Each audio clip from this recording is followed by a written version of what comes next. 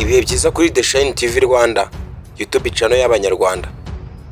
Uyu munsi tugiye kureba ku biri kubera muri Middle East cyangwa se mu burasirazuba bwo hagati. Ni nyuma yuko abenshi batwandikiraga batubwira bati kuki mutari kuduha update cyangwa se amakuru agezweho mu burasirazuba bwo hagati ya Iran na Leta Zunze Ubumwe za Amerika ndetse na Israel. Iki nicyo gihe ngo tubivugeho rero nk'abasesenguzi mu bya politike.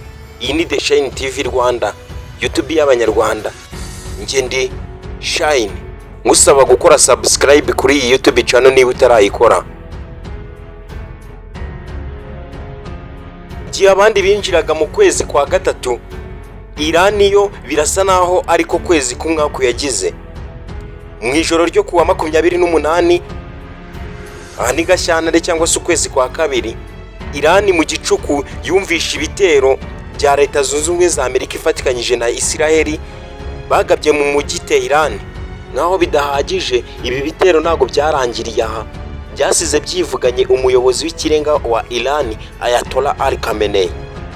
Uyu Ali Khamenei niwe wavuzwe cyane, gusa ni benshi bivuganywe n'ibi bitero bya Israel ndetse na Leta Zunze Ubumwe za Amerika, harimo n'uwahoze ari perezida wa Iran. Nkuko Iran yahoraga bisubiramo yaranabirahiriye, ntago byari kurangiriraho, nawe yagombaga kwihorera. Ako kanya Iran nayo yahise yohereza misile mu bihugu ituranye nabyo birimo inyungu za Israel cyangwa se Leta Zunze Ubumwe za Amerika, harimo nka base militaire zabo.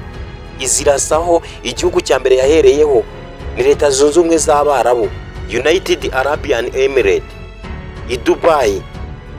Naho bidahagije, Iran yarashe muri Kuwait, irasa no muri Bahrain. Intambara ihinduka y'akarere.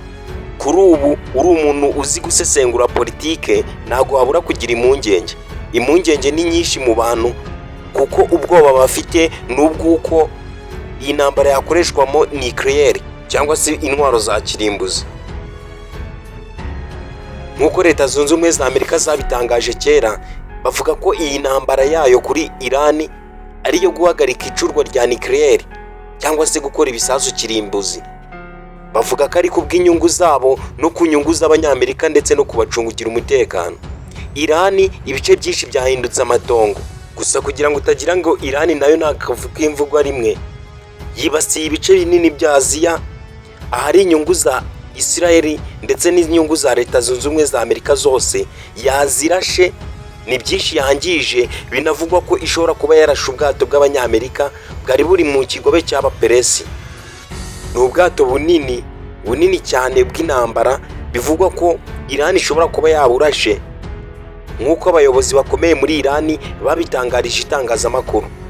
Iran ni byinshi yibasiye muri Israel, ishobora no kuba yarashe ku ngoro cyangwa se kuri perezidansi ya Israel aho Benjamin Netanyahu akorera.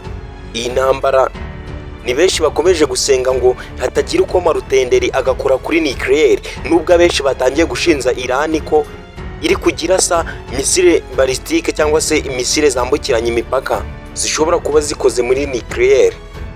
Iyi ntambara kandi yateje ibibazo by'ubukungu ku isi, aho igiciro cya essence cyangwa se ibikomoka kuri peteroli byaba byarahise byiyongeraho 10%, ibintu bitari byiza mu minsi 3 yonyine. Iyi ni The Shine TV Rwanda, nge ndari Shine, ndabashimiye. Izindi update zirakurikira turabamenyesha.